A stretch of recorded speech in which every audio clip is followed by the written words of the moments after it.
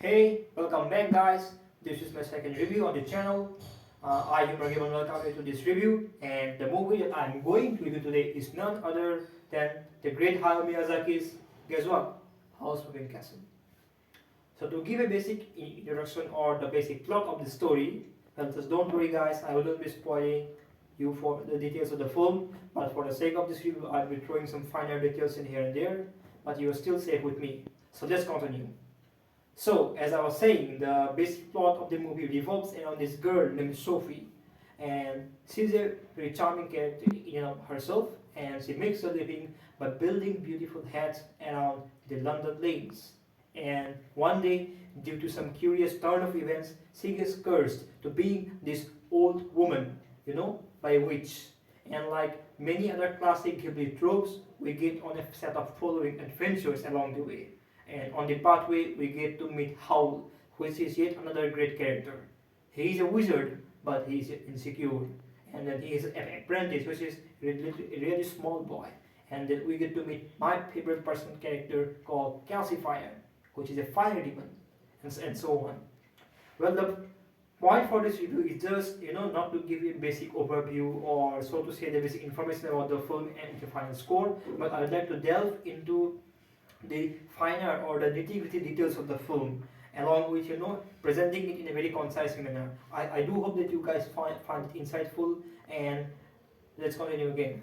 As I was saying, I think the point that I always find about Ghibli movies so engrossing is because they are so simple, but yet they are very powerful. I think Miyazaki as a director has this great knack of combining these various deep-seated human emotions and desires, like commenting on what's greed, what's love, about what's war, and to a certain extent about environmentalism and political consequences as well. This is a very brilliant director, and I think he's currently one of the most prominent anime directors of this era particularly, and this man is still in his 70s and he's making movies out still today. Even for nothing else, this man deserves respect, and I think for on, if not for other reasons, you should definitely give a watch this movie, and especially if you're someone who is new into the Ghibli library, I think House Moving Castle is definitely a great starting point. So let's get into the other areas of the film. Let's talk about the music and animation as well. Getting on the music, I think Mr. Joe Hisaishi, as usual, he composed this film score. This man has quite a lot under his belt. He was responsible for composing other Miyazaki films, like for example Princess Mononoke, Spirited Away, which is my yet another favorite, Porco Rosso, Pompo, just name all of these movies.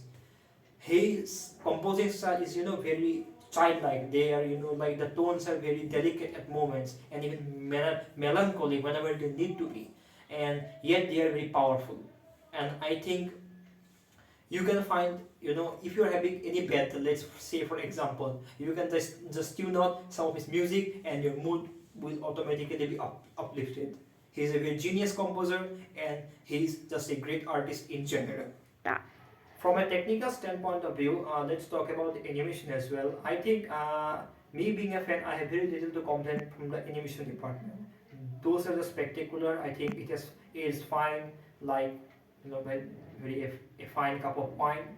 And then I think even from, you can just pan around any Ghibli screen and you will find those details. Man, they are just engrossing to look at. Those London-esque, like city designs, even the alleyways, and they are just marvelous.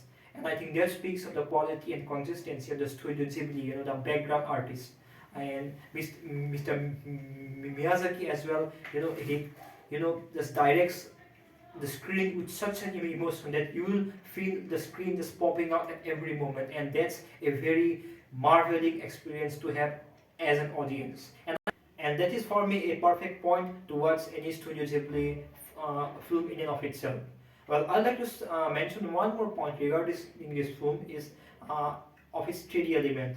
Yes, guys, if you didn't believe it, Studio Ghibli has some 3D stuff as well.